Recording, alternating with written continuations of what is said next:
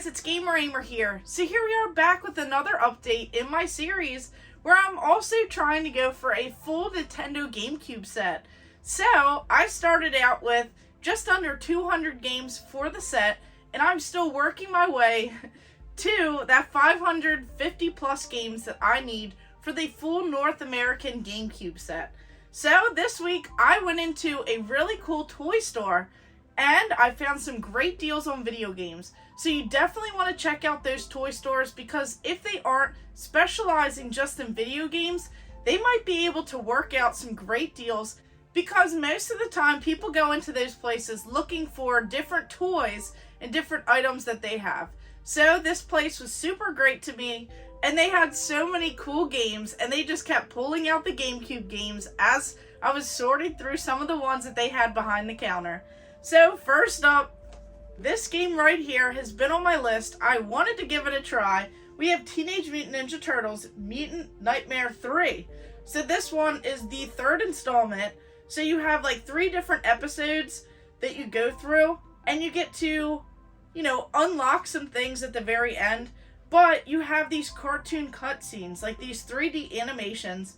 There is even like one final episode once you go through and you complete those first 3. And I love how all 4 turtles are on the screen together. It's definitely responsive.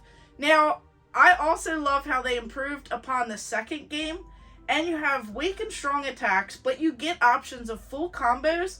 And it's just so much fun going through. I just love this game so far. Now, I have not played the first one, so I really have to compare that one, because they definitely changed some things as they went through.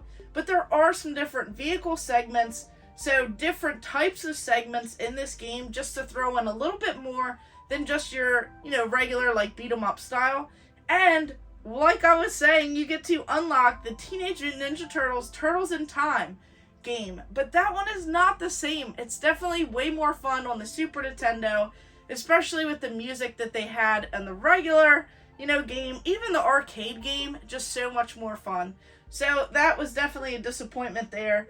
But it's really cool to see how they change different things as you go from one game to the next. So if you guys are enjoying this content, make sure you hit that subscribe button and hit the bell notification, because you don't want to miss out as I go through and try and complete the North American Nintendo GameCube set.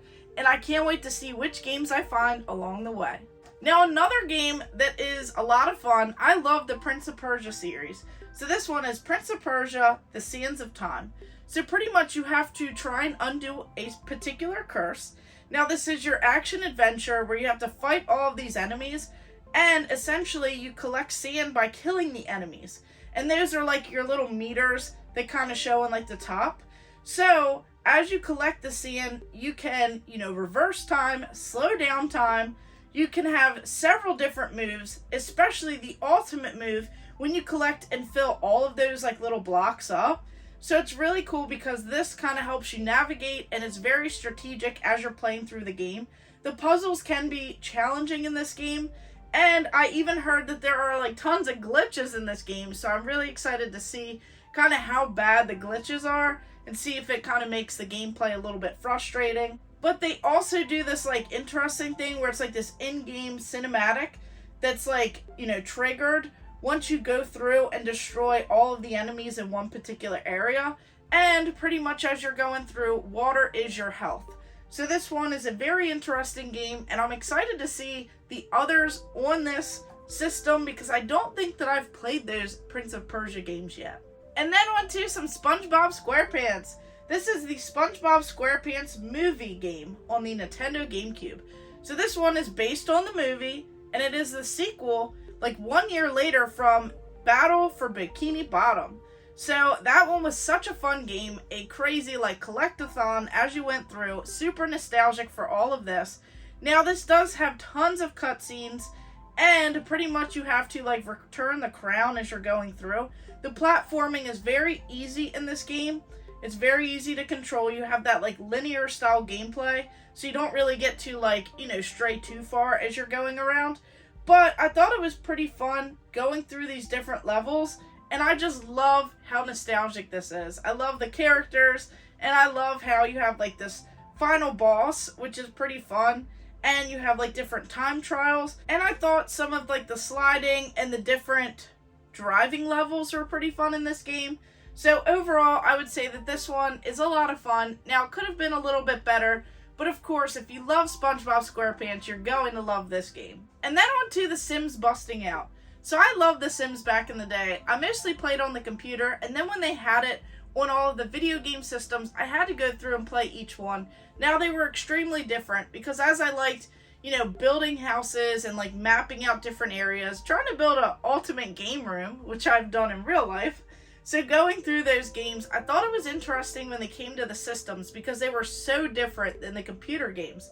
You had to do something typically, and this one got you like out of your house. So instead of focusing on building, you got to go through, you had to pack your bags, and you were busting out. So you had like this crazy guy Malcolm, and pretty much you're going through trying to seek fortune. So it takes you from one area to the next, so different houses, and you can have that whole free play option where you control your sim, your house, etc. But I like doing that on the computer because it had way more options. It was easier to control. So this one kept you moving from place to place, and crazy things happened.